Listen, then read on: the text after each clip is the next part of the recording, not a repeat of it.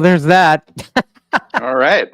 What's up, everybody? Welcome back to Talkin Motorbikes. And tonight, a little bit different story. We don't have a pro racer guy on. We have some club racer guy out of the upper Midwest. What do you call that?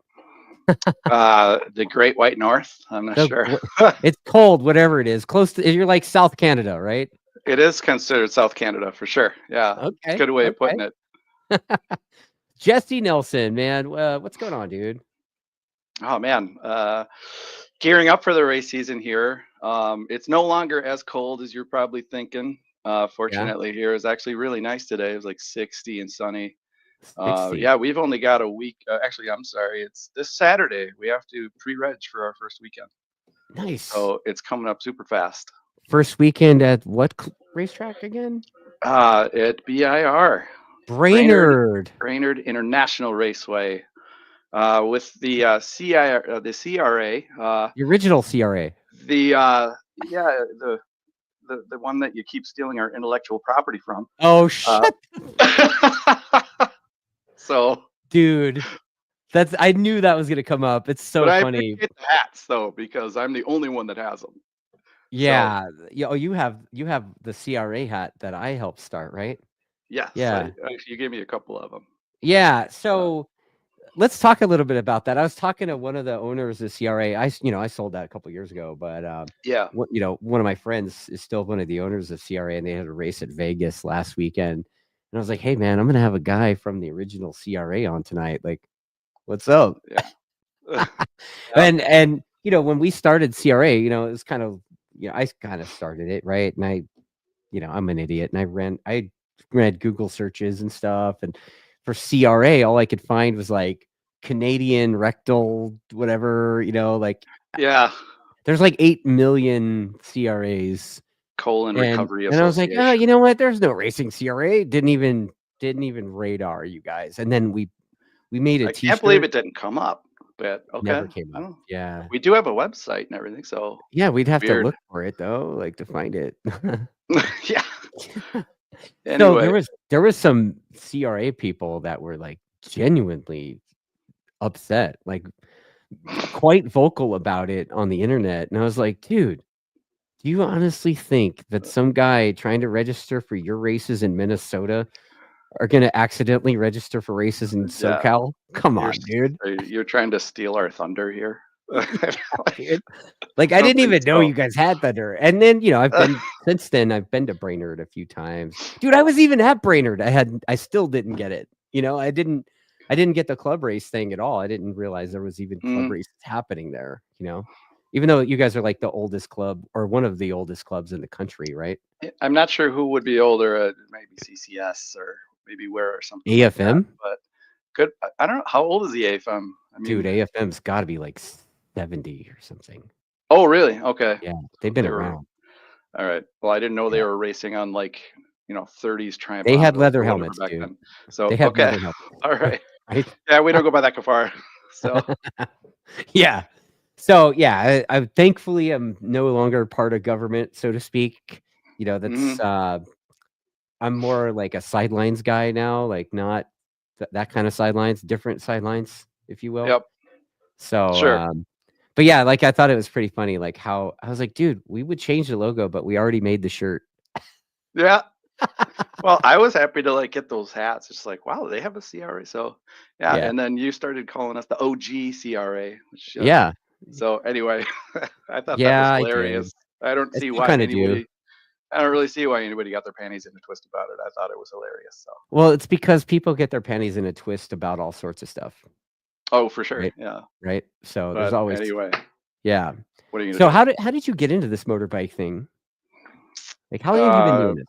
Motorcycles or just racing on the track, or all of it? Motorcycles and then racing.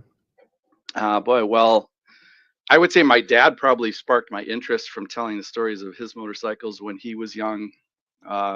He had a few ultimately, which led to like a 1969 or 70 CB750, which back then was kind of like the original super bike. Right. I mean, that was kind of like the fastest thing you could get. And he would talk about this.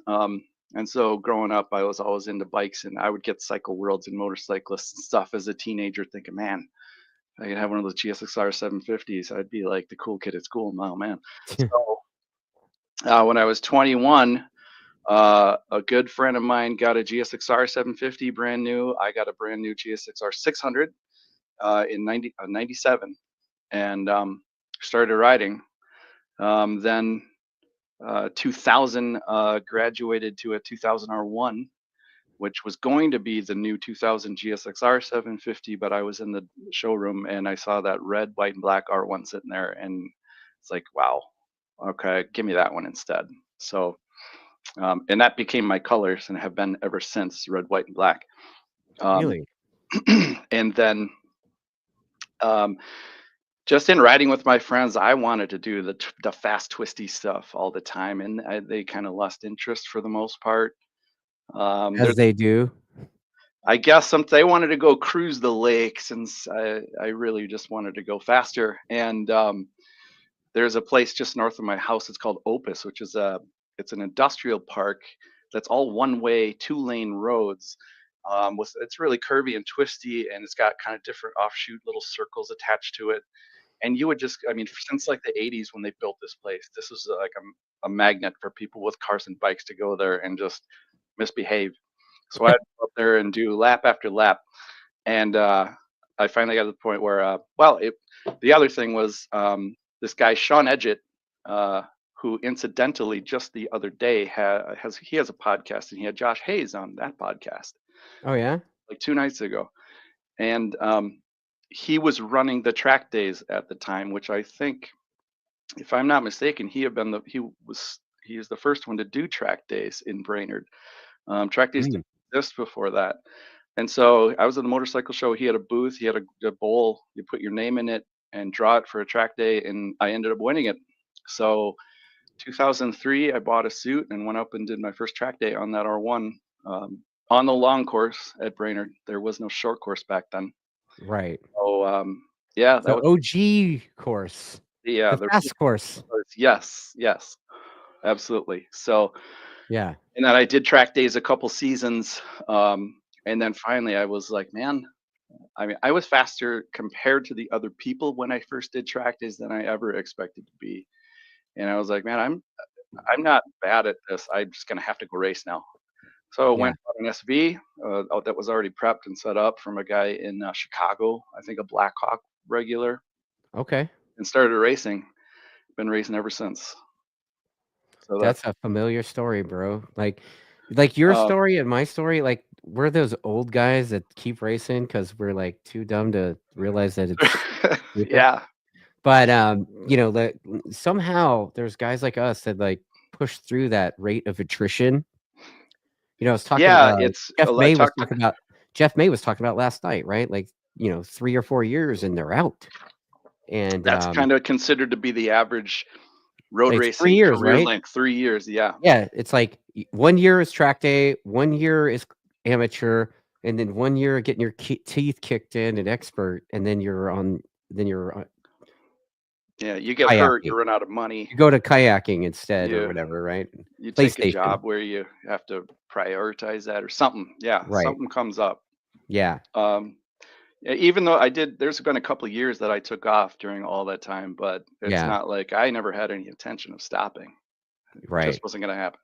Yeah, I never had any intentions of stopping either, but when somebody shuts the gas off in front of you in the fastest corner on the racetrack and you ride off a motorcycle and have a joint exit the chat, it's hard to, you know what I mean? I've had one of the other OGs in our club. He had a rough one, kind of almost the same thing. And he had some major hip surgery, but he's still there and still running very, very fast times. Yeah. He's been racing since the mid 90s. Really? His name's Shane Kevney. He's like one of our resident, like senior statesmen of the CRA, and he's still a super fast guy. So, coming up, we had WSMC, right? Like when I was coming up, WSMC had Curtis Adams, and AFM had that Dave Stanton guy.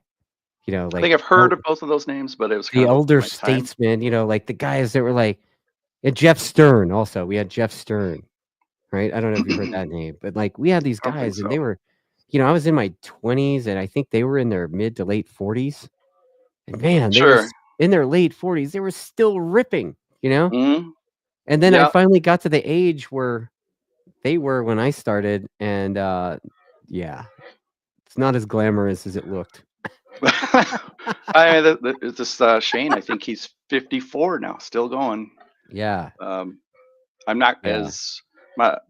I'm only like what 5 years younger than him. So anyway, Wow. but he's been racing since I think it was '96. He said he started, so a long time. So Yeah. I mean, those people that have the drive and the desire, you can keep going. I Yeah. think the idea is to not be racing on your credit card for very long. That is a good idea. That's probably the best advice that somebody could give.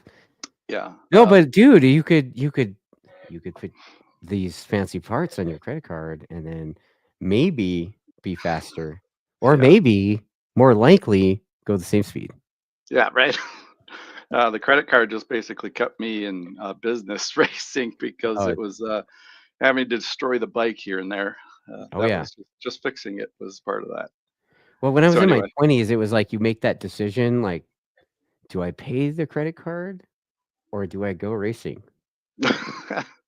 I always made my payments. More than enough times it was only Right? the minimum payment though. Well, So yeah.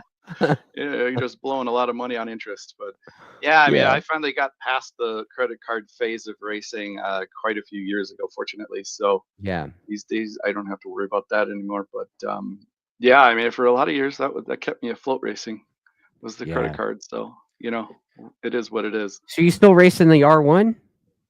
I am, yeah.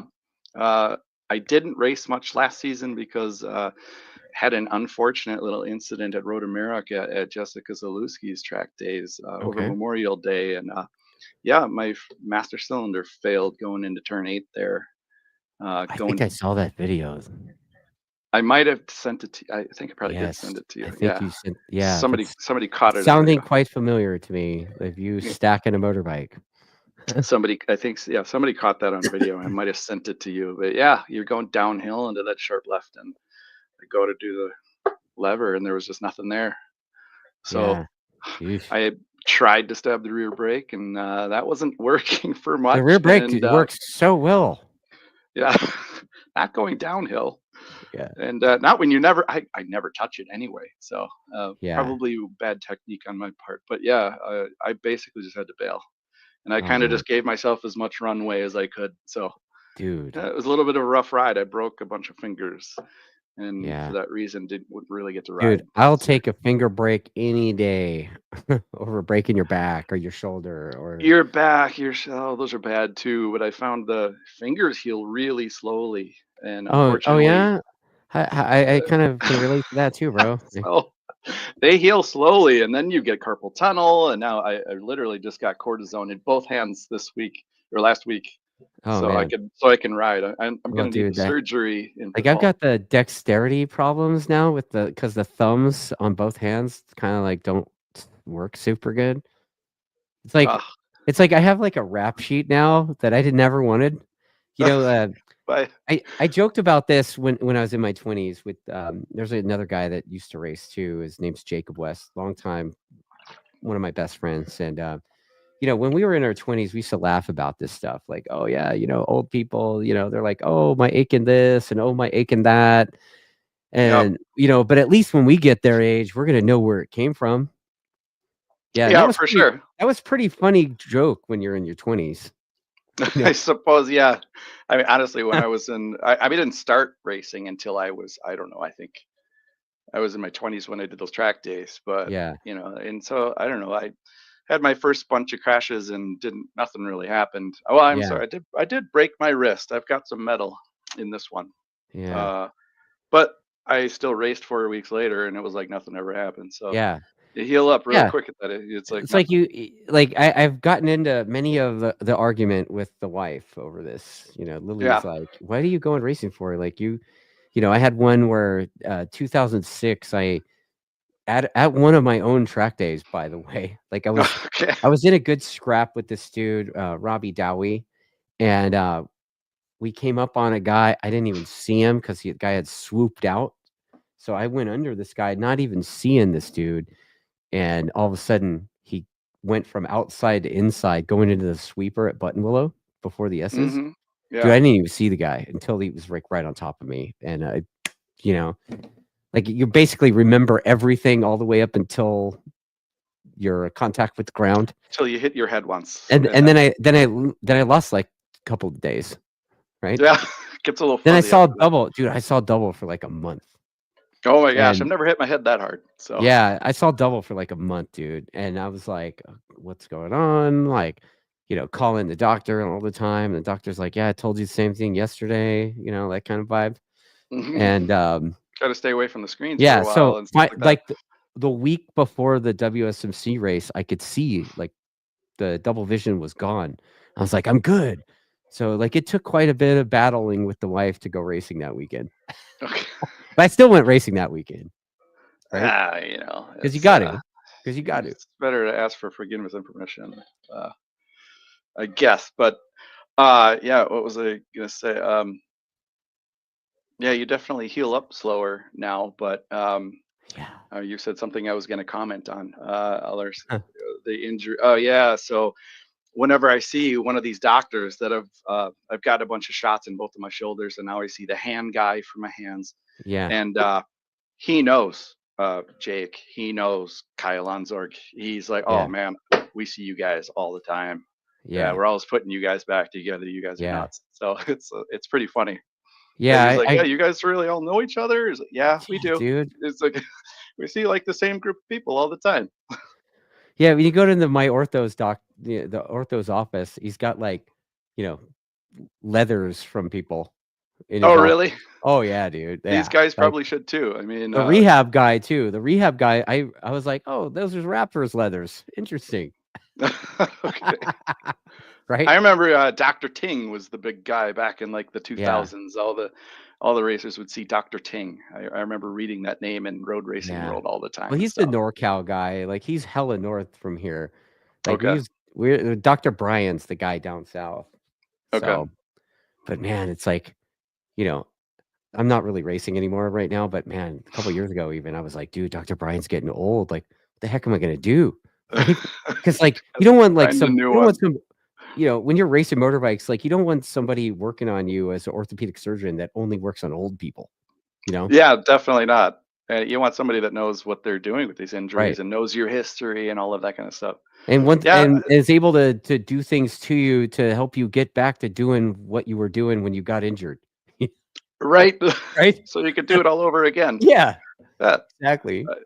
And I've kind of likened to that phrase, I don't want to show up at the end of life with a pristine body. I'd rather be skidding and have it worn out completely, I guess. So. Yeah.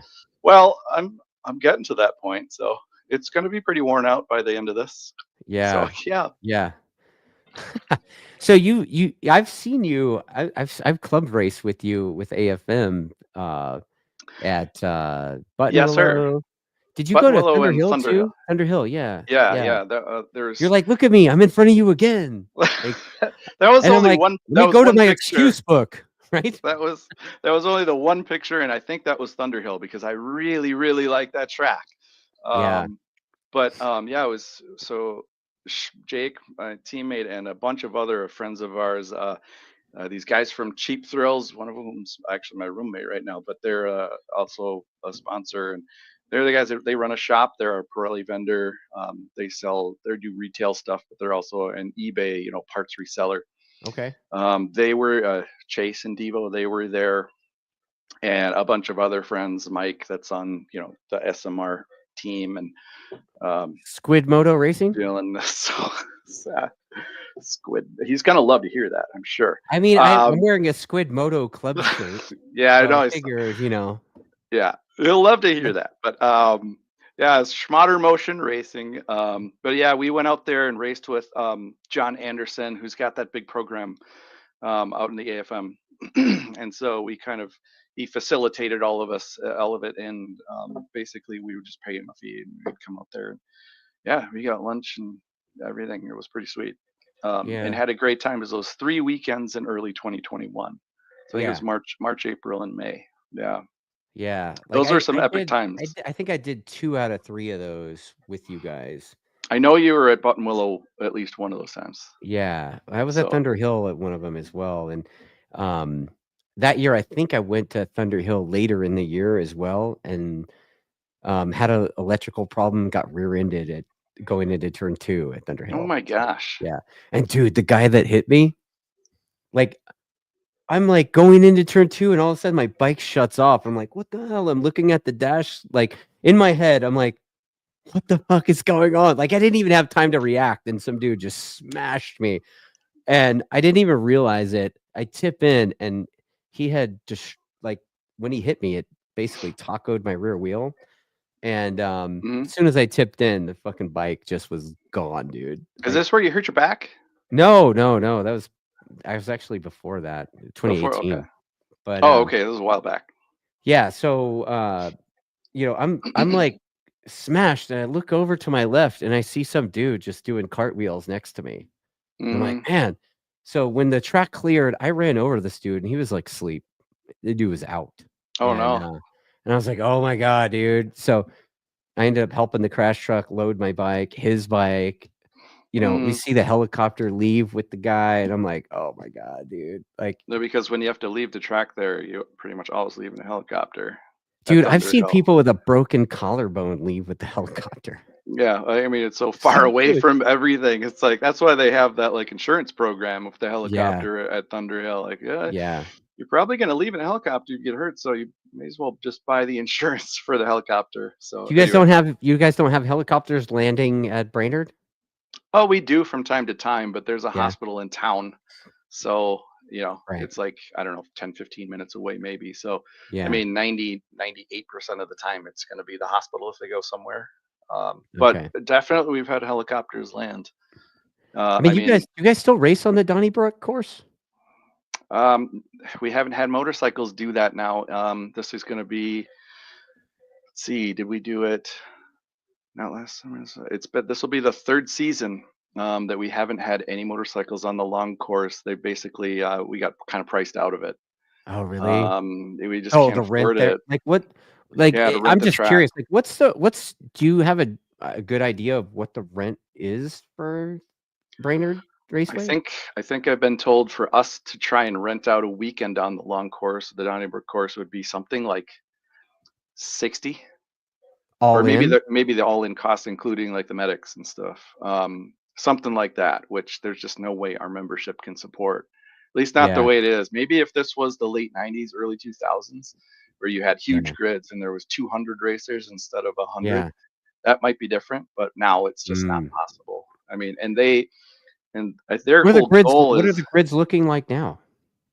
well, I think we have roughly 100, maybe a little over 100 racers typically on a weekend, Okay, something like that. So I mean, there used to be like 50, 60 bike grids in middleweight way back in the day. right. So be a lot of people. Like, But yeah, that's not how. the reminiscing about the huge club grids from back in the day is something that it seems like that conversation goes around the country, everywhere, right? Yeah, Um, there's it's one just, club out here that's just absolutely murdering, that club out in the desert, Chuckwalla race, CVMA. oh And sure. that another club I was involved in government in when it started. Yeah. Um, the CVMA, whatever they're doing, it must be working because, dude, it is like a national there. Like, I wasn't aware that there was that many people, but I mean, I'd known people from the CRA that have gone and raced there, I think it's because it's one of the only places in the winter that, wintertime, yeah. yeah, that's like, there's Yeah, not that we've many had I places to remember when go. I was there was a few of you guys, like, what's her name? There was, like, a group of them that come with this lady, Denise? Maybe Denise. Yeah, Denise Denise, right? Brooks. Yeah, Yeah. Brooks, yeah. Yep. Like, she would come Hmm. out and she'd have, like, this entourage of people that would come race with her, and Yeah. she used to be there, like, I wanna say she was, like, a November or December kind of participant, maybe Hmm. January, and then we wouldn't see her again, and it was like, she was out there for a couple years, if I recall correctly, but, Yeah, I think I remember this. Yeah. I haven't seen her on yeah, social media in a little while, but yeah, yeah, I know that she and other people. That's kind of like, yeah, that's where they would go if you just had to get on the track in the winter. That's your option. So right. yeah, so I can see why maybe during that window, like November to March or something like that, you don't really have anywhere else to go to race other than like Daytona. So CRA races at Brainerd. Is there anywhere else that you guys race, or just Brainerd? So is it like the Brainerd Race Club, or is it? It was it was literally started with Brainerd. That was our home track and our only track. There was a brief period back in. It was when I started. So my first year racing was 05, and they had thought that the track was going to get sold to somebody that would turn it into a golf course or something at the time. So they were trying to figure out where else can we go. And I think at the time, and probably even today, Road America was not an option. Their prices are way too high. So there was one other track. It's this track in Iowa called Mid America Motorplex, I think it's called Mid America Motorplex, if I remember right. So we had one weekend at this place, or maybe even two. There was the first year or season I raced. I think we had 7 weekends total, and at least one of them, or maybe even 2 of them, were at this place, Mid America, which was like a goat trail in the middle of cornfields. So it really is. It's like Fielded Braves Racetrack, dude. It's not a very desirable place. They had a little drag strip right next to it. If you build it, they will come. No? And it's right along the freeway where you're seeing Walmart trucks. That's basically it, to go back and forth the whole time. But yeah, we had some rounds there, and that went, I think, only maybe through 2007, and then they stopped because that's when Jed Copham bought the track, and he's a racers, or was unfortunately a racers racer, and he had basically committed that the CRA was going to have a safe place at Brainerd. That's cool. Unfortunately, now with the way things are going, we've gotten kind of Brainerd is their management and stuff. They want more and more events there, so that's why we're always on the short course. Then they can do drag racing at the same time. Then they can have those weird snowmobile water skipper people on the pond. So they got 3 things going on every time. And this year, unfortunately, we lost one of our weekends. So we're going to Heartland Park. Topeka? Or I'm sorry, it's not that. It's the one in Nebraska. Oh. There's a track in Nebraska? What am I thinking of? I might have to look it up. It's not Topeka. It's I'm spacing it, but Nebraska? There's a racetrack in Nebraska. It's like 7 or 8 hours away. It might. I'm trying to remember if I look it up. So I know Heartland Park's in Topeka, Kansas. Like that's it's not. And you got to go through corn to get there. Let's see. I look at the schedule. Just about. It is. So, oh gosh. He's looking it up right now. What's the Motorsports Park Hastings? That's the one. Hastings. Okay. Yeah, I was confusing that with Topeka because they did. Jessica Zaluski's done a track day or 2 there. Okay. And other people had a great time there. I've never been there. Are you one of the coaches for Jess? Yeah, I'm a coach for Jess. Yeah. Dude, for like 10 years or so. I met her in person when we did that test out there. Was that 2021? Yeah, 21 or 2. Yeah. Yeah. So I talked to Jess a bit, and I was telling her all about my experience at Brainerd, right? Like the first dude I see is like the guy from the track, and I asked him to unlock the door, and he's like, "You betcha!" And I was like, "Oh my god!" I had to call my wife immediately, like the whole thing, right? So Jess, really talk like that. Oh, dude, she does. And Jessica said some weird saying that I cannot for the life of me remember what it was, but it was like a bunch of words, and yeah. Like the guy on like that, man. The guy on our team, Cody on our team talks like that. And on the attack probably team. Rob Jensen too. Rob to a certain doesn't extent talk like that so much. Like I don't think I've ever heard Robbie say "you betcha" or "boy howdy" or I don't know, maybe not "you betcha," but yeah. Yeah, I can't remember the other ones. Oh geez, oh geez is one. Oh yeah. Like oh geez.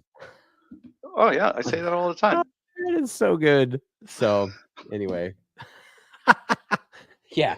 So like I met Jess. She said some stuff, and she knows she talks like that, and so it's like her way of making fun of it. But I thought it was pretty funny. You know, if I really want to turn it on, I can talk. Pure Minnesotan. Yeah, for sure. Minnesotan. Yeah, for Jeez. sure. So by the way, we have a guy named Chunks. Do you know this guy? Chunks? He says he's here. Chunks. Edo Chunks. Is it Heta Chunks? Maybe. It says Chunks here. I'm not. Well, I don't see what up, the Chunks? names, Thanks for watching. I mean, if it's my friend Gearbox Chunks, 387. Gearbox 387 was like in the chat before we started. I'm not and sure then that there's is. Martin's Life in the Hangar. And some guy that says YouTube user says that you're a legend. Okay. Yeah. I wasn't aware of that, only because of my nickname, which was given to me by one of our other racers, which his name is Aaron Anderson, which of course his name is Aaron. Oh, okay. But every time I see him, it's he has to shout J-Rock Nelson, and just exactly like that. So, and then that's when you catch on. So now it's all. Well, I don't know if you saw the video the other day, but Shawnee Yu, the guy that races Twins Cup, referred to me as Coinstar. So oh, really? Oh, yeah. Well, yeah, because I'm like that. I'm like that that machine that like robs you for change. Is this how you run your business or something? No. I'm just like, wow. Like, yeah. But you just I gotta like roll that with it. Coinstar. Yeah. Sure. Yeah. Yeah, because you wanna rob people for change and be known for that. Got it. Well, it's better change than the big bills. The 5s and the 10s. So because we were there was a whole thing. I don't know if you guys do the nickname thing where you guys are, but like, man, we had this thing where like everybody got a nickname. The race announcer would give people nicknames, and like, at WSMC, the announcer always called me the Shocker. Okay. So then people were giving me to a certain extent, yes. A lot of the people that are a little tighter with each other, yes. I mean, the guy that I was mentioning earlier, Shane Kevney, he's Kane Chevney, or just Kane. Okay. Aaron Anderson is Aaron. Our friend Tony is T Dubs, I think, among other things. Yeah. So Jacob Schmatter is Schmatz. Yeah, there's lots of them. So our other teammate Mike Sherlin, this is going back to college, I think, for him. But Jensen has nothing to do with his actual name. So I'm seeing Killa Kane in the comments. Oh, and don't talk about Mr. Factory. Mr. Factory. Mr. Factory. I'm trying to. Mr. Factory might be Schmatter. I don't know, but so there's so many nicknames out there. I don't even know. So you're J-Rock? Is that it? You're J-Rock. According to this one guy, yes, and then it kind of took off. Yes. Yeah. Or unfortunately, according to my ex-roommate, I'm Jessica. So Jessica. don't like that one as much. So well, I mean, you could call yourself Jessica and move out here, bro. Oh boy. I'd probably have as much. Dude, you'd fit right in about an hour south of here. I honestly, in Minnesota, I'd probably have as much success. Yeah, this is another place that's good for that. So. Oh yeah, that's right, huh? You guys get that going on, Minneapolis, right? Oh yeah. Oh yeah, Timmy Waltz, in the government. Yeah. So anyway. Yeah, there you go. Yeah. Oh, that's right. Yeah. Okay. Yeah. Dude, I drive into Brainerd from the airport. I had no idea it was that far to get to the racetrack from the airport.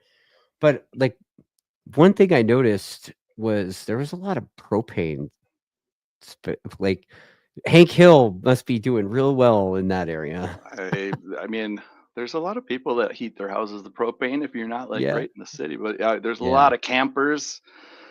There's a ton of golf and a lot of people with campers for sure. So there's a lot of propane going on. I also kept looking for where the dude, on the Fargo movie left the pick, Well, I think in theory that was supposed to literally be in like Duluth or something way up there. Yeah. But they're like, oh yeah, they kept talking about Brainerd, and I was like, oh my God, it's Brainerd. Like, because I didn't really watch that movie until I watched that movie again after going to Brainerd. So the sheriff lady, she was from Brainerd. So, but the other scenes were in different parts of Minnesota and North Dakota. So anyway. Anyhow. Super funny. Yeah. We're talking about the Fargo movie, by the way. Yeah, the movie. Fargo. We're bringing up an old ass movie because that's where that's where you are. Steve Buscemi. Yeah. That's a great movie though, by the way. So anyway. Dude. Yeah. William H. Macy. Yeah. Mm-hmm. Yep. Exactly. The Chipper. Yeah. I mean, like honestly, the way they talk in that movie is the way that's what it sounded like when Jessica was talking to me when I was a Brainerd. In most of our opinions, it was a little over the top. It was a little over the top, we think. But But anyway, it was fun to watch that, and I'll see all the places that we know. I mean, the car dealership on that movie is like 5 minutes away from me. So used to be. Now it's an office building, but anyway. So I'm seeing this dude asking you why they don't see you on the ice anymore. Oh my gosh, I wonder which one this is. That's Drago. Oh yeah, that's a friend of mine. So I was on the ice once this winter, but was just kind of busy doing other things many times. So took a couple trips and just didn't make it out there as much as I wanted. Also had another friend of mine that I typically would be his ride to do it, and he joked out on me every time. So yeah, I just didn't make it out. I did make it out there once though, so I had some fun. But that's where I discovered that my carpal tunnel was getting really bad in my hands, and I was like, I got to do something about this. The one time I was there, I didn't even ride that much because it was bugging me. Do you get the fancy carpal scar? Well, I haven't had the surgery yet. So dude, honestly, if you get somebody good to do it, dude, it's like a couple weeks later and you're good to go. Not even. That's what they said. They said it's like it's not even full anesthesia, and it's like you're an hour and you're in and out. Yeah. So I watched Dr. Bryant do it. He's when I was having troubles because it was like it happened to me after the K&N oil filter thing. I'm the guy that caused that. You're welcome, by the way. Okay. I caused the K&N filters to be banned nationwide. Yeah. Every club. Yeah, that was me. Okay. Yeah, so like when I there was a bunch of nerve damage in there, and then it caused like a carpal tunnel situation, and doctor looks at my hand. He goes like, "Oh yeah, dude, I can fix that in like 30 minutes." He was talking to me like he was changing a car part, I guess it's so common now that it's dude. It was like in and out, bro. Like little tiny scar, like no, just nothing. Like I went back like maybe two weeks later to take the stitches out. But I was already on the verge of riding, we were just between track days. I don't even think I missed a track day because of that. It was more like the hand was ruined pretty good. So yeah, when I talked to the doctor about this the other day and just got the injections, because he said honestly the recovery time is it's like probably 6 weeks to get it really back to normal. Get a different ortho. You're gonna lose your. Well, he said it's not like you're gonna lose feeling or anything, but your hand strength, especially with your thumbs, is not gonna be there right away. You got to do a little work on that. And I've got the first weekends coming up here so quick. I'm like, just give me the shots, and he's like, okay, that's fine, and then you'll be good. We'll do it in the fall. So easy. Yeah, I got the stitches out, and then like the rehab guy, makes you basically like put your hand in a tub of beans and rice, and like really. Oh yeah, like a whole bunch of different like hand rehab stuff that they had you do. It's pretty cool, but it helps speed up the recovery, man. Yeah, I went in there after I broke my fingers, and they used some little thing where they're like breaking up the fascia along my fingers with this little tool, and I guess that supposedly really helps. Yeah, so hurts like a bitch though, doesn't it? It didn't really hurt that bad. No? It felt kind of weird. Like it felt like they're breaking up like oatmeal inside my finger or whatever. But anyway. Yeah, maybe it's like the sound of it. It's not really the pain. It's kind of you could almost hear it. Yeah. But my finger, I mean, these two fingers you can see. These are two of them that I broke the worst, and the knuckle's still swollen pretty good on those. Yeah, like I mean, your hands are in better shape than mine, bro. Like, well, I don't have that, but I mean, I do have that one won't fully straighten. So Like, yeah, so you're going down the Anyway, straightaway and then, right? yeah. Yeah. These crashes. Anyway, Yeah. I So what do figure at you this point, just that your body is a tool. As long as you can make it work good enough, it's fine. so CRA is one of those, like, race clubs that's run by a board, right? Yeah, and it's full So volunteer. It's nonprofit. yeah, Although we they lost our all one, yeah. are, right? Well, I think CCS is technically for profit, is it not? Yeah, But CRA, some of them aren't for profit. The board member ones are typically, right?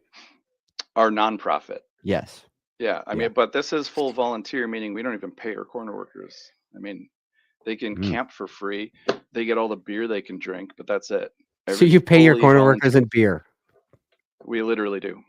Yeah. That's They something. have coolers, multiple coolers full of beer. Do you guys do, like, some of the clubs do, like, a fundraiser thing for the corner workers? So at the end of the season, there's, like, this big pot of dough that gets divvied up between the corner workers? Like, how does that work? Not that I'm aware of. I'm I suspecting can't your think corner of. workers aren't like I'm the not a. I've never been a corner worker, so I don't know. You know, yeah, like I told you before, I was an air fence volunteer. Or yeah. was an air fence chief for I don't know 8 years maybe or 10 years, That's something like that that. like I But told you, that's the Lord's work right there, the air fence, yeah, it's a right? pretty thankless job. But until somebody hits it. Yeah. But I can't think of anybody that actually did in the last 8, 10 years either. So You're lucky. but I wouldn't want to race without it either. So Right. I guess I get up there and put it out there. It Yeah. doesn't take that long, so we do it. So Just did that you guys everybody wants to leave and not put it away. get that stuff from Road Racing World? So we have trying to think now 5 pieces of it that were really ancient. I can't remember the brand off the top of my head, but they were like there when I started doing the TrackDaz in 03 or whatever it was. I think this was even before the Road Racing World stuff, but we do have quite a few pieces, like 18 pieces of that blue and white Road Racing World stuff that we've Yeah. gotten, and they're trying to get some more. Especially with the short course the way it is, you could always use more. But yeah, Yeah. it's yeah, it's mostly the Road Racing World stuff. Yeah, all of our Yeah, stuff at Button Willow is that stuff, and, John and I worked together, and, he made it happen, dude. Like, I don't know how he made it happen, but we were just fortunate enough to be able to reschedule an event 2 weeks later to make sure the air fence was there. okay, yeah. That was We must have got it back in February. I think the CRA must have got a hold of it in like a mid 2000s sometime. It was Mm. right around, I think, the time I started, because I think we were using it at that point. Yeah, brand new racetracks that require air fence. Well, all of them, don't they? Not all of them. Well, I but suppose they're built so that you don't need it, is the right. goal. Yeah, Right. and since then, I mean, I did, help take down a wall, so that was fun. Yeah, right. But yeah, so we had quite a bit of air fence on that wall, and so now we're reallocating that air fence to other areas on that particular track. So we're Sure. gonna be on that track on Friday. So kind of looking forward to rolling through that turn 1 without that wall there. You haven't been on the new circuit at Button Willow, but it's a really fun No, layout, dude. It's I'd it's like to quite a try bit it. it's quite a bit quicker than the original track at Button Willow, and it's Mhm. got a little up and down stuff, but yeah, there's that wall in turn 1, man. You're accelerating down the straightaway towards it, and you're staring at the Road Racing World logo, knowing that that's air fence, like, pretty close. So Yeah. it's like you roll through there at like 60%, and you know, like, there was no way I was gonna roll in there with a head of steam. So did they move that wall? Is that the one you're talking about They that they they took moved? that wall out, Okay. like, gone, I like, mean, the question is, deleted. why was it there to begin with? Because they were following the instructions on the design, and Okay. I yeah, mean, I know that the reason the walls are at BIR is because of the cars, and apparently, and I'm yeah, not sure why this is, but apparently the car people like walls. I mean, I personally would rather not smash into a concrete wall with my right. Porsche, but I guess that's their goal if they go off. There's a So, couple walls on the track still, but they're I'd rather have them not be there. However, I know why they're there. And the thing is, like, the Button Willow, they used most of their property that they have to make this. mhm. And so there's a elevation rise, and on the other side of it, like if a car went off there, they would be in that next door neighbor's like irrigation pond thing. Okay, that's a problem. Yeah, you've got a lot of agriculture No, surrounding that track, nobody wants literally. to go swimming. You know what I mean? Yeah. Well, and that's part of the problem. There's a wall that I would really like to see go at Brainerd, although it doesn't matter as much now on the short course, but the long course, the old turn 8, without the wall there before the short course existed, before Jed put up these walls, it was just a swamp out there. Turn 8 was fairly high speed, mid speed right hander bend, and then this little short shoot to turn 9 we call the bus stop, which they put that in back in the 80s for a World Superbike. Right. But out to the outside of the course there was a swamp. And when I was doing track days there, I actually saw going by some dude with his GSXR up to his waist, holding the bike up in this swamp. It was hilarious, but that's better than a concrete wall. And so now we have to line that with air fence, and Yeah. be cool if it wasn't there, but the cars don't want to go swimming, so what can you do? Yeah, the old track has some lakes when it rains, right? The old Buttonwillow does. I call one of them Declan Lake.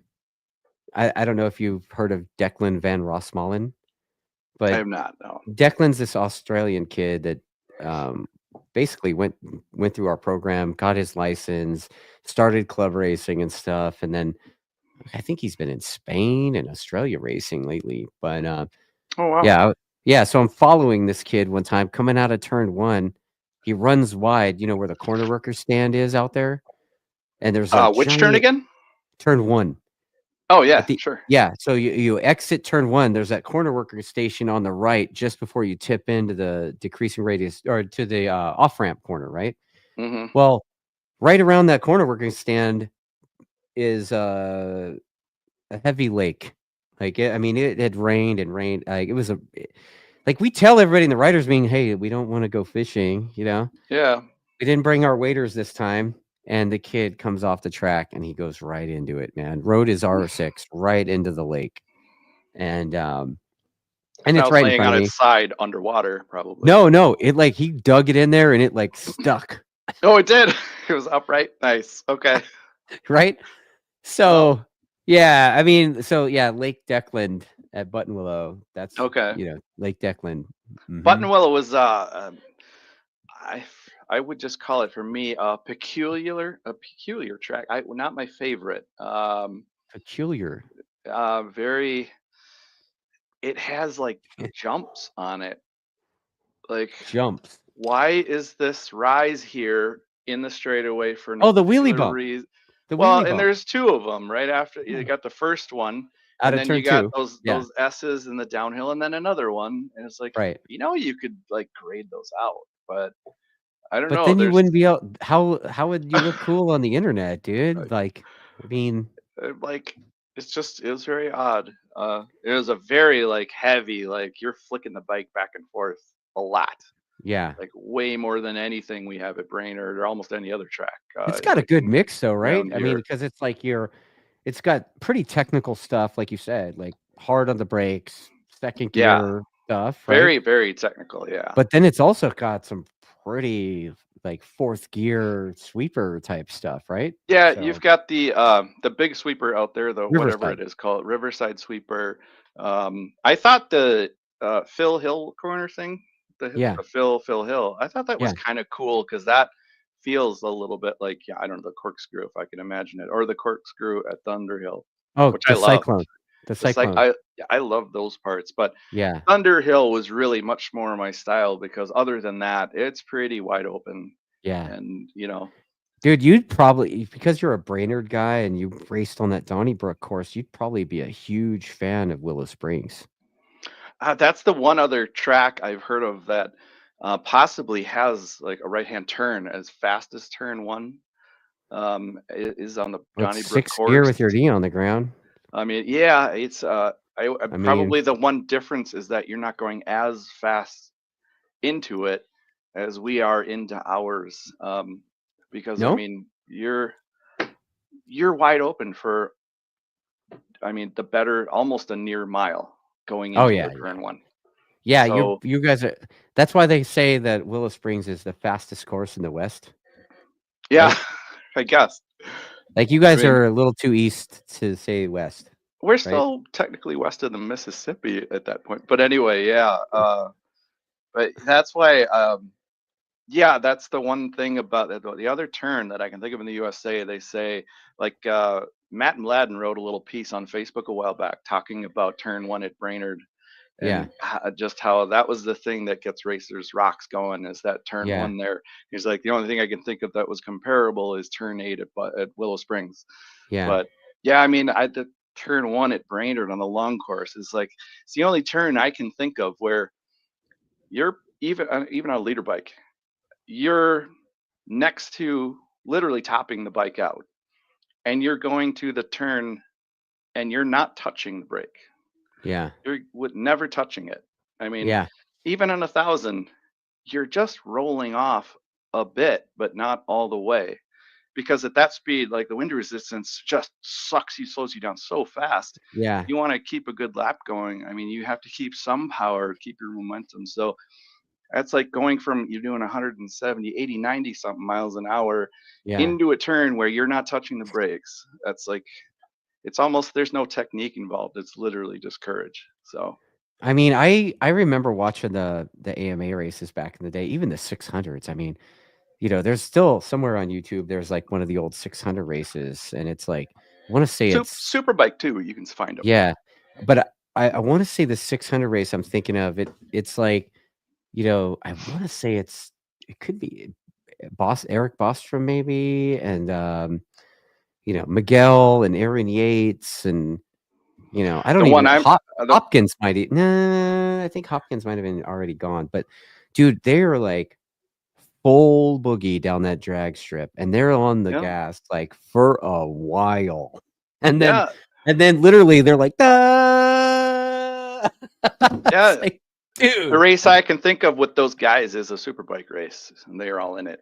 yeah, And yeah, you're back shifting to fifth before you dip it into one. But other than that, then you're basically right back on it. yeah, You're basically what you call letting her breathe into turn one, yeah, yeah. and Dale then Kiefer says, "Oh, he calls it bleeding off. You just bleed off a little, yeah, just something like that. bleed off a Yep, little. That's all."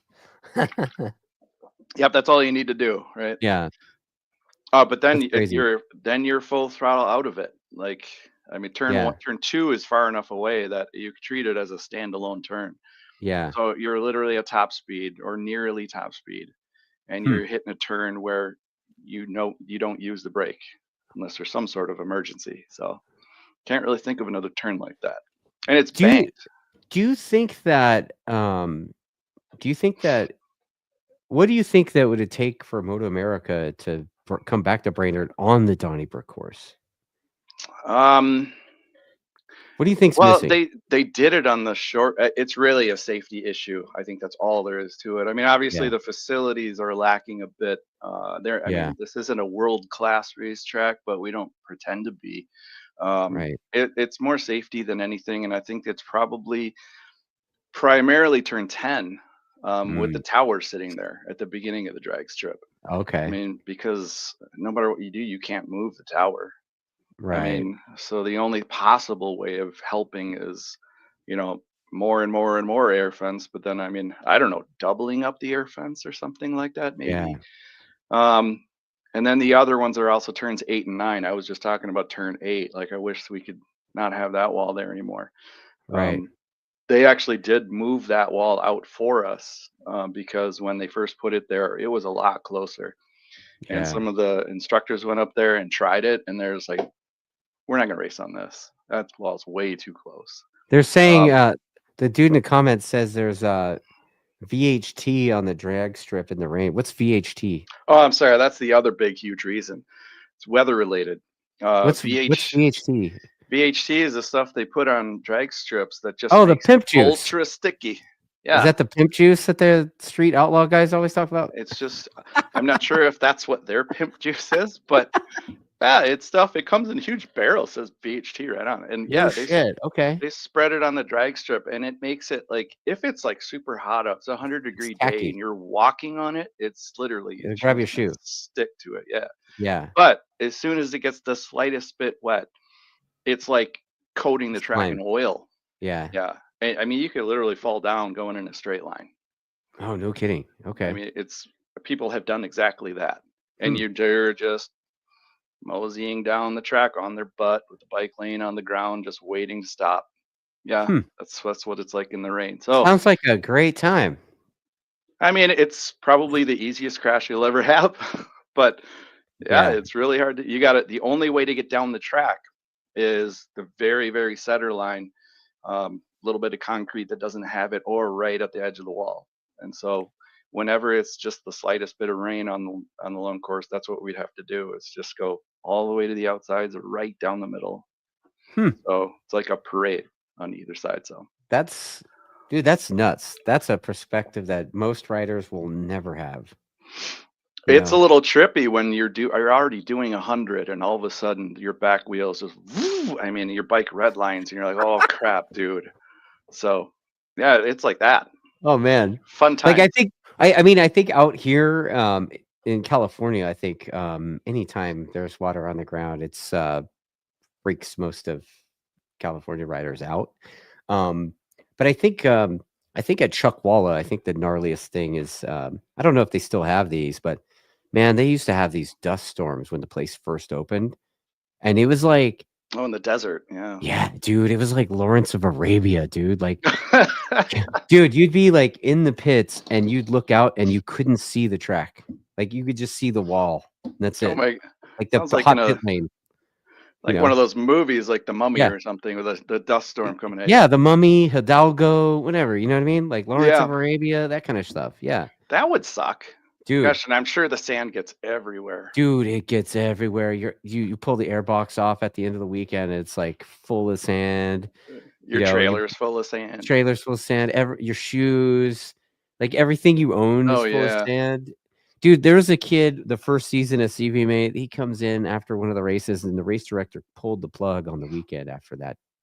But he was like, "I got sand in my retainer." Gosh. Right? I can imagine. It's like you blow your nose and you blow mud or something. Yeah, Oh, totally, that sucks. totally. It So, kind of reminds me of that first weekend that we had at Brainerd with Moto America and all the yeah. fires were going on in Canada. Oh, Remember, okay. it was like yellow out. Dude, I Like, didn't holy go crap. that weekend. I just went to the test. I didn't go to the race weekend. Oh yeah, the I've fire actually started never after been to a that. Brainerd race weekend. I just went to the test because That's I was right. I running mean, timing. yeah, the Canadian firefighters, the smoke was so bad that it migrated all these hundreds of miles down, and the whole weekend was just yellow, this yellow haze. So it was trippy actually. I mean, it No didn't really kidding. bother anybody, but you could just smell it a little bit. But it Yeah. was so obvious looking. There's this yellow haze everywhere.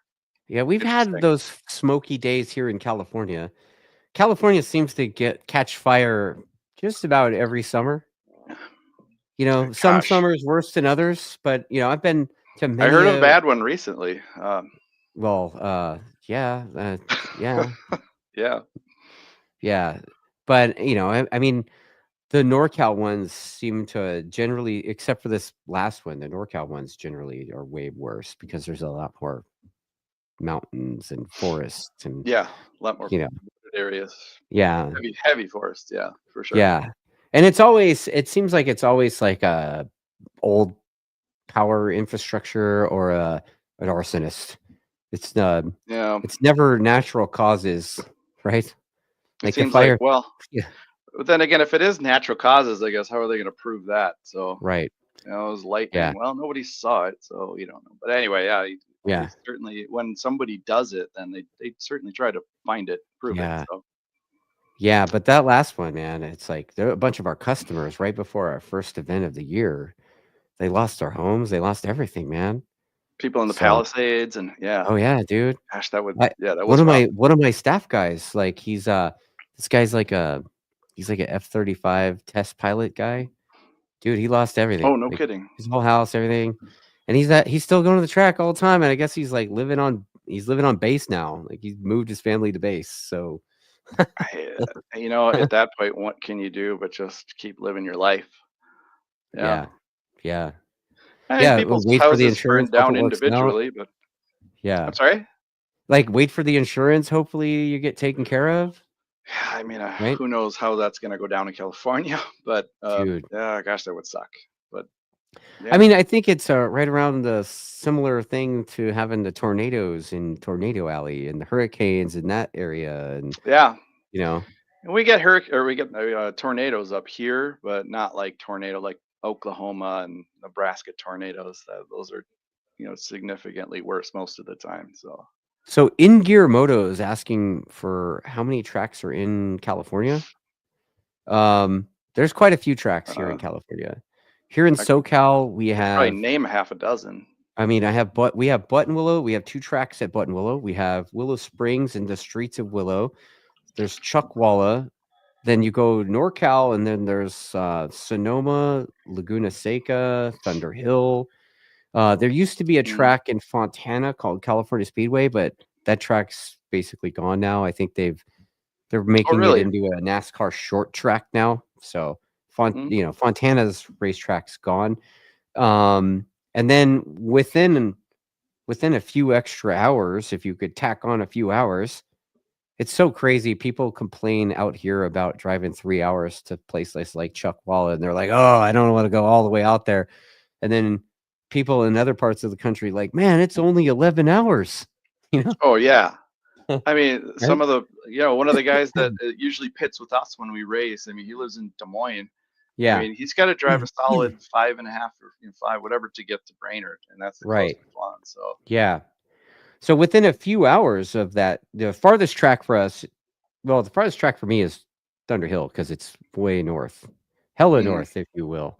yeah.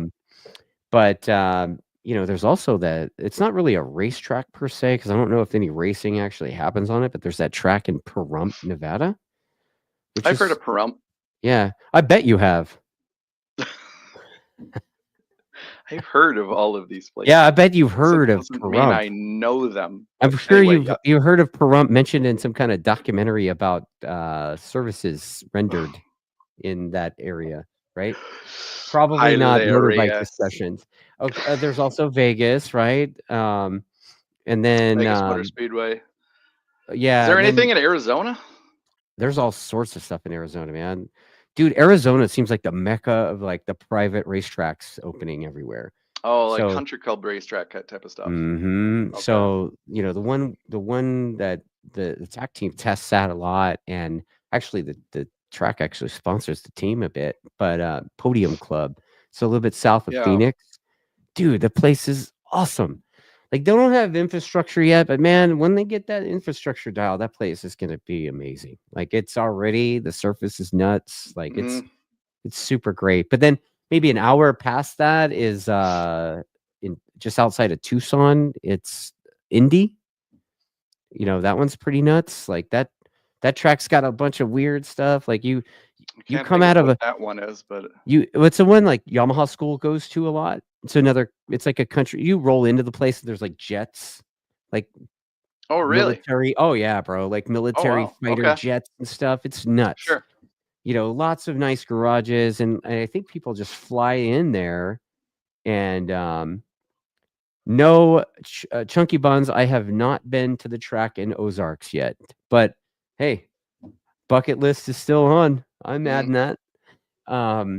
No, but we have, there's Indy, and then, they have a couple other tracks that I guess they just recently are about to close. One, Arizona Motorsports Park is gone. Okay. But I guess they, when they build a racetrack next to an active airport and they get complaints about racetrack noise, and then, typical. Course. Yeah, I think basically in that area, a bunch of SoCal people move there, and well, you know what happens, right?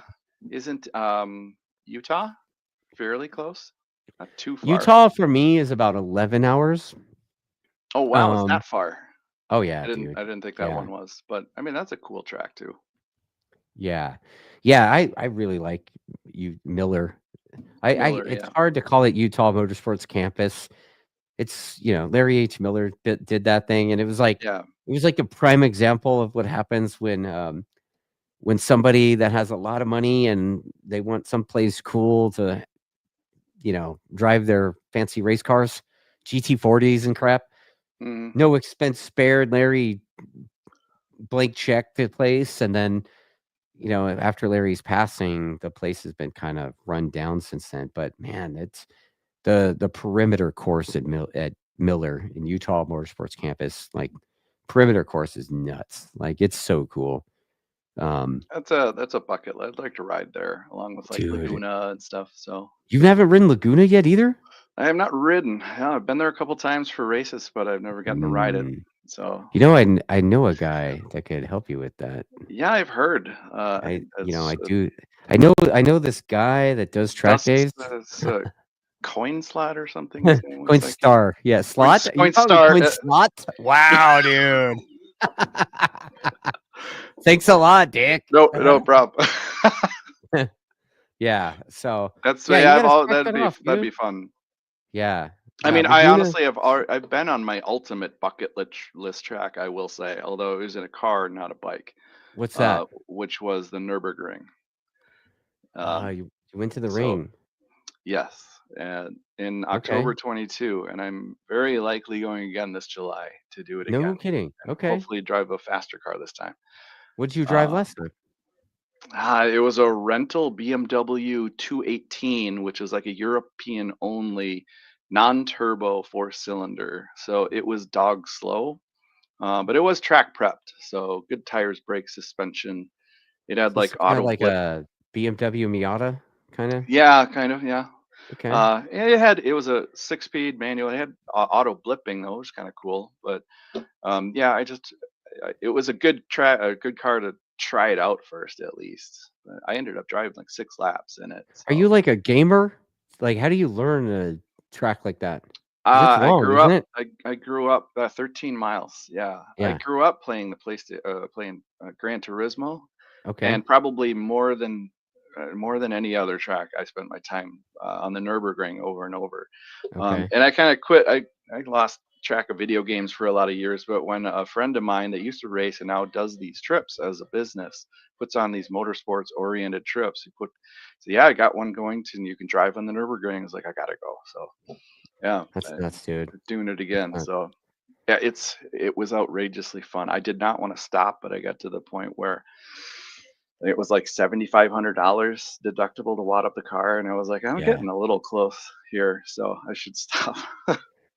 Yeah, wad the car. They just swipe your car for $7,500. Yeah, pretty much. Well, I mean, if you do that much damage, yeah.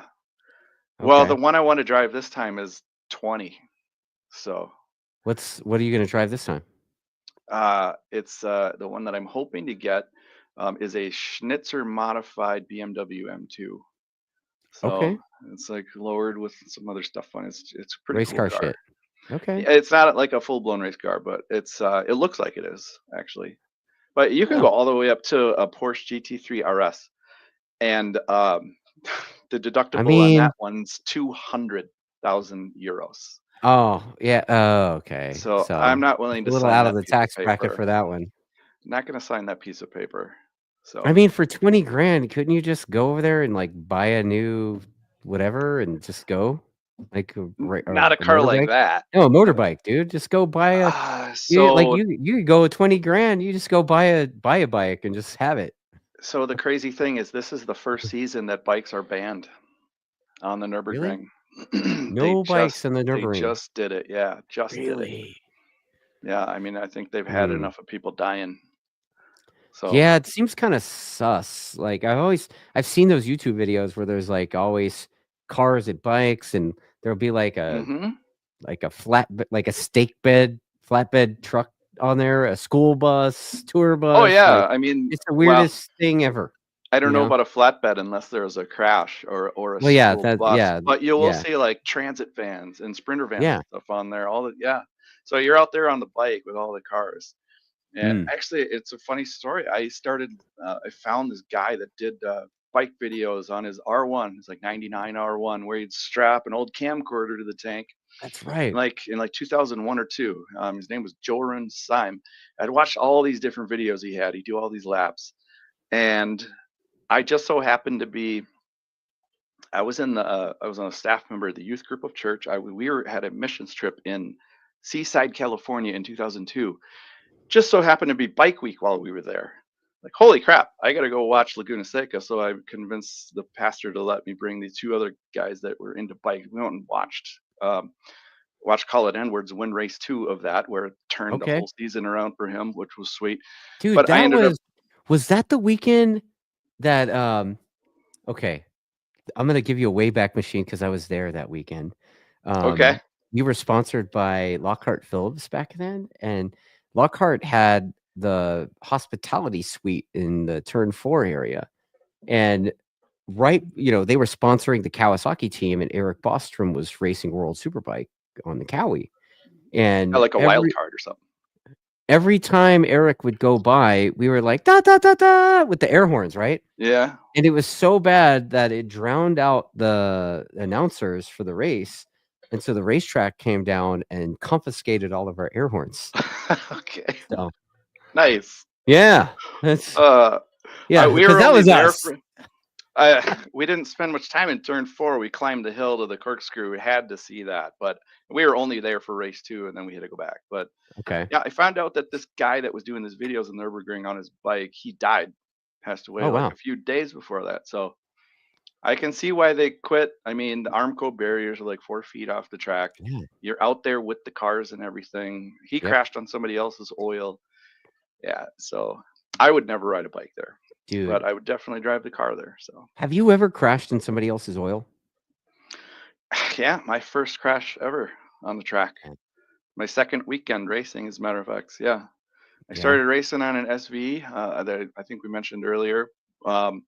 Second weekend I was in practice, and this guy in an old FC400, or FCR 400, blew his motor going into turn 2. And 3 of us ended up going down in that oil, and yeah, kind of destroyed the bike. And I had second thoughts about racing after that, or at least even racing that season. But it's like, forget it. I had some money in the bank, and I was like, let's go do it. We had a guy at the last track day, rod through the case. It is like a 15-year-old R1. And dude, rod through the case, oils half that little straightaway before turn 3 at Buttonwillow through turn 3 at the beginning of 4 before he was, and 2 guys crashed in that oil, man. And one of the guys was on an old Muzzy Raptor. Oh no. Whoa. Like, classic bike. Dude. That's so bad. And I mean, you crash in somebody else's oil, obviously. It's like you're gonna be salty, but I never was. I mean, I look back on it, and honestly, if that same exact scenario had happened to me today, I probably would ride it out.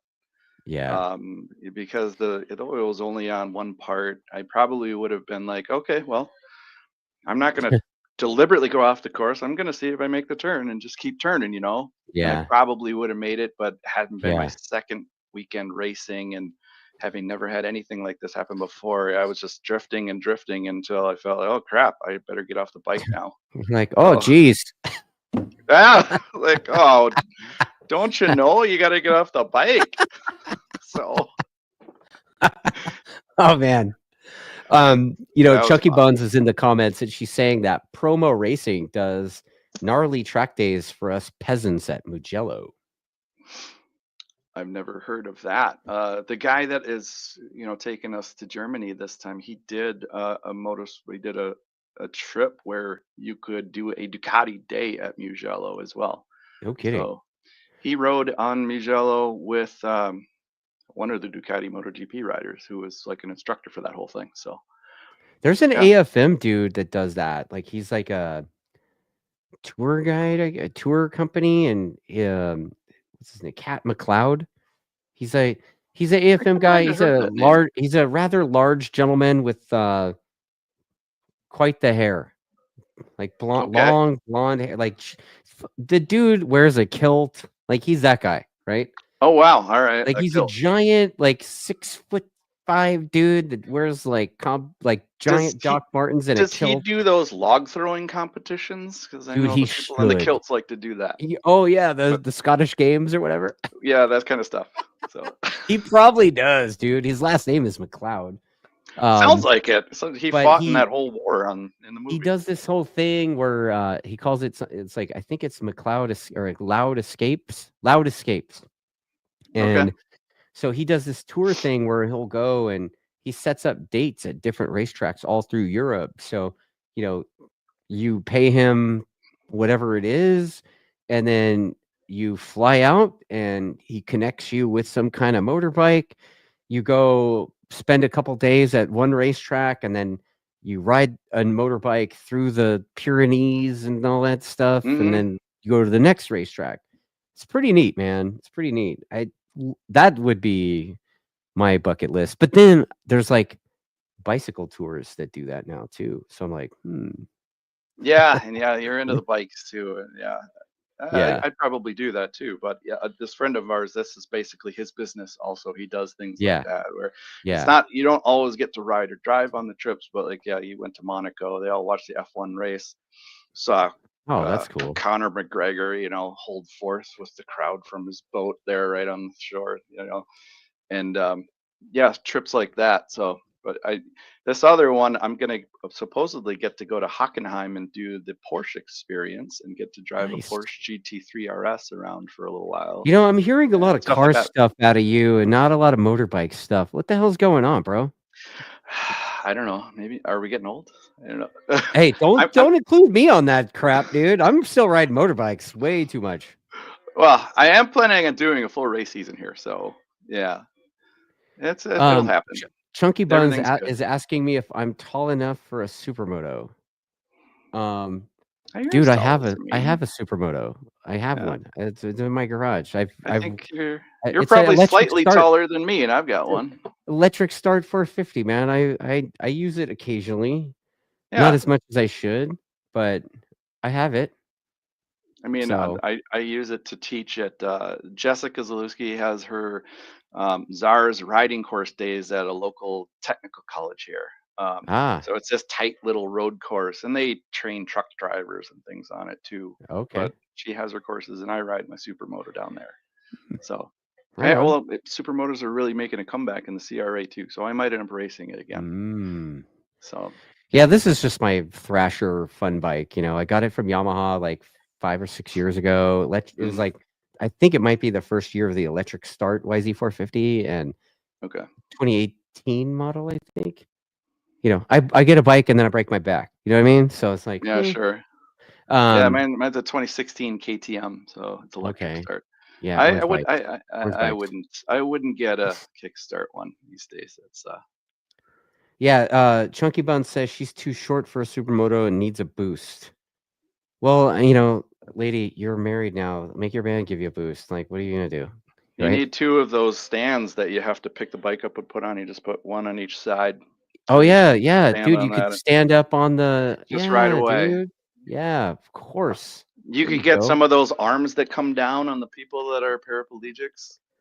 We Okay. actually have Oh, a the landing paraplegic gear? Okay. landing gear. Yes, yeah. We've had, and I'm not sure. I haven't seen him around lately, but there was a guy that raced or rode with us at Zars, like TrackDaz at BIR, Yeah. that had that on his BMW. Yeah. Yeah. There's So a yeah, guy you at come. there's a guy at RCRA.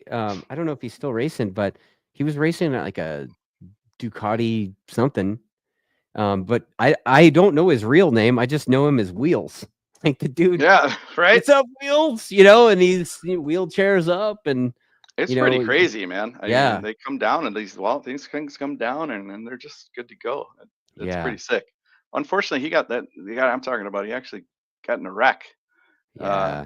if I remember right, it was with that Denise Brooks that we were talking about earlier. Oh, no kidding. Unfortunately, Oh, yeah, it came together in carousel or something. It's unfortunate. So not sure if yeah. he's still riding with us or not, um, Yeah. but it I was think it's I saw neat to see him ride. Denise.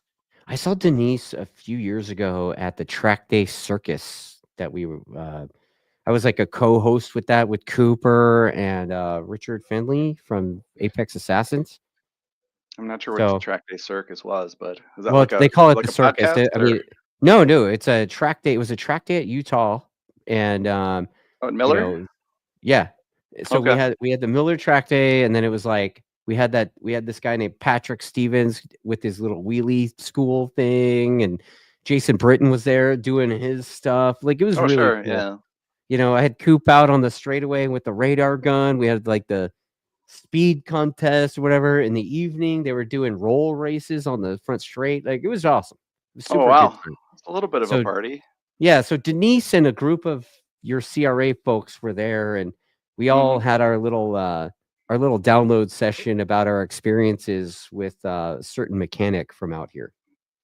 Okay. All right. Yeah. So, yeah. I'm just going to leave it at that. Probably better to do so, but yeah. So, well, but Jesse, anyway, I have been into cars quite a bit. I actually got a driving simulator. The other thing about the guy that brings us to Europe and stuff, he used to work for a simulator company, simulator company, and he was the guy that flew all around. His name's Chris, and he owns SPD Action. I got to plug a few things. SPD Action Travel is his company. So, you want to do stuff like that, this motorsport style things. I mean, that's who to talk to. But anyway, he flew all around the world installing these super high end, like 6-figure driving simulators for ultra rich. You know, we did one for Dead Mouse, but he's been in China and Switzerland and Berlin and heads of state. I mean, some very, very, let's call it very notorious heads of state, to be honest. Like crazy. It's like ones where he really thought that he was potentially in danger. So he's done that kind of thing. So his stories are legendary. It's fun to listen to him. But anyway, so I put one together. We gotta wrap this thing up, dude. We're like an hour and 20 into this thing, dude. Do you got first off, when's your next race? Our first one's May 9th, 10th, 11th that weekend. So yep, we got a pre-reg on Saturday morning. Oh, okay. It's coming up fast. And then aside from SMR, you want to plug some of your sponsors or anything like that? It's SMR, and then all of us are pretty tight. So then it was Cheap Thrills. Everything else is on the back of the shirt. But Cheap Thrills Motorsports, their shop, they're right by my house here. But yeah, they're the ones that do. They're the Pirelli dealers. They have service and they sell retail and their eBay business. In Gear Moto, he's he's a really fantastic gear dealer now. He's got like a selection of gear for you to try on, all different brands and everything that you'll never find anywhere else, really. Like race gear, full-blown race suits. He's probably got 20 suits in his shop right now of all different sizes. And you know, you can imagine how many boots and gloves and everything, all these different airbags and stuff. So in Gear Moto, and then Adrenaline Kylan's or Adrenaline Engineering, he does the suspension for all of us. So yeah. And Kyle and I and his dad go quite a ways back too. His dad is the one that facilitates the ice riding for us. Arranged the lake, got permission, usually does the plowing. Does he have like a Zamboni? Like, is that how it works? Zamboni would be awesome. Believe me, we've talked about, what if we had a Zamboni? Wouldn't it be cool? Man, but yeah, then you could just ride on glass all the time. It'd be great, but unfortunately, no. It's just a plow. So all right, that's cool. That's cool. Well, you know what, man? I've got a track day this coming Friday on the new Buttonwillow circuit, and then also for this season, I've got this. Dude, I did this cool deal at the beginning of the year. So I made a deal with a friend of mine to do like black car service for the entire Moto America tour for myself. So I saw something about that when you flew out there last time. Yeah, Empowered Charters, dude. They're hooking me up. And you know, Empowered Charters, if you want to travel in style, comfort, and class, Empowered Charters, they have a super reliable charter service. So whether it's for pleasure or business, you book your trip, and then dude, they text you and they're like, hey, we're on our way. And then you click on this link and it's like Uber Eats, dude, or Uber. Like you're like, oh look, GPS, there's my drive. Okay, cool. Well, it's like what's the top of the line Uber is Uber Black, but it's like that but better, probably, right? Oh, dude, I mean, Empower Charge, the both ways. I got picked up in like a murdered out Escalade. Oh, nice. Dude, it was nuts. It was nuts. I saw that you posted a link to you took a selfie in the thing, and yeah, dude. Like, yeah, right, so I gotta give Empowered Charters props on the video, but yeah, they're taking care of me, and I'm sure I'll take pictures of whatever they pick me up for the Road Atlanta trip. Yeah, for sure. I have to say SMR here, Schmouter Motion. They're talking to Cody at Attack about his race tables and stuff like that. He makes tables for track pit tables. I think we heard some discussion about that. Yeah, amongst other things that he has in the hopper, he does that. So he's making stuff right in his garage. Actually, he's got this outrageous, huge new laser cutter and everything. And he's a mechanical engineer by trade. He really knows what he's doing. So, dude, those tables are, I got one of those ones from Apex Mechanical or something like that a few years ago. Super nice stuff. That's like $800 for like a table. I think his are probably a little bit more, but they're like almost pieces of art, to be honest with you. Yeah. They're pretty sweet. Well, so anyway. Jesse, you know what, dude? It's been a good shot. I wish you the best of luck this season. Hopefully, if I end up on a race grid with you again, I don't let you beat me so easy. I'd love to make it out there again. But I've got a fresh excuse book, so like, we're dialed, bro. Next time I'll put race gas in just to make sure that I do win, because I did not beat you, unfortunately. I just got the shot of you. You just talked shit to me. Okay. Well, it looks like I beat you in that one shot. So hey, anyway, is what it is, man. But it was a good time out there. It was a lot of fun. So. Yeah, and thanks for everybody for watching this thing. If you dig what we're doing here, make sure you mash all the buttons, like, subscribe, share, comment, all that stuff, and catch you guys on the next one. Right? Yeah. See you later, guys. See you, man.